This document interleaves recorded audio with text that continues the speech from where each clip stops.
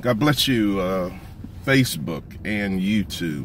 I was thinking last night and this morning how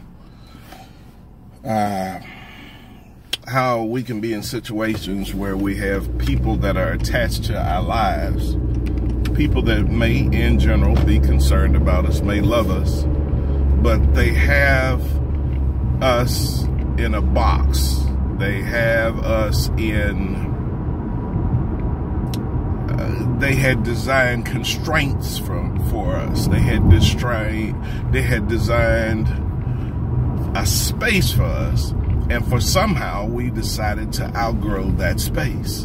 And that's that's a lot of the pushback that you're getting right now, even from people that you're convinced yourself that you're generally cared about. That generally care about you.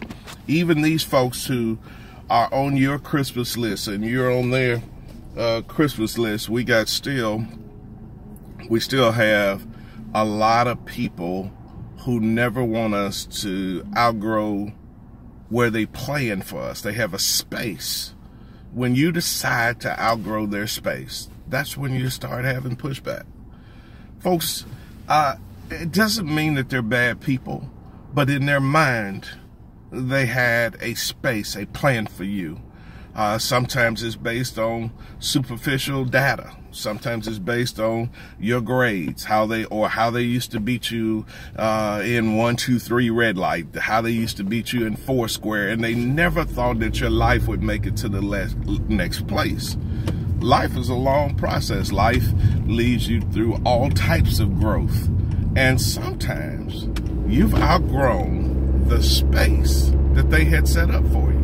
And you know, I'm going to have a tad bit of pushback always from people that had designed a space for me, because I'm growing, I'm changing. Life is all about change and growth, and all growth, believe it or not, is change.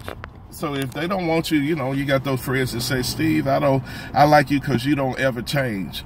That's not actually a compliment. That means that you're not growing. So you got to make a decision sometimes for self. You got to make a decision sometimes for your best interest, for your family's best interest. If you keep doing what you've been doing, invariably you'll keep getting what you have been getting. So if you want something that you've never had, most times you have to do some things that you've never done. So you got to decide to outgrow the space that people had designed for you.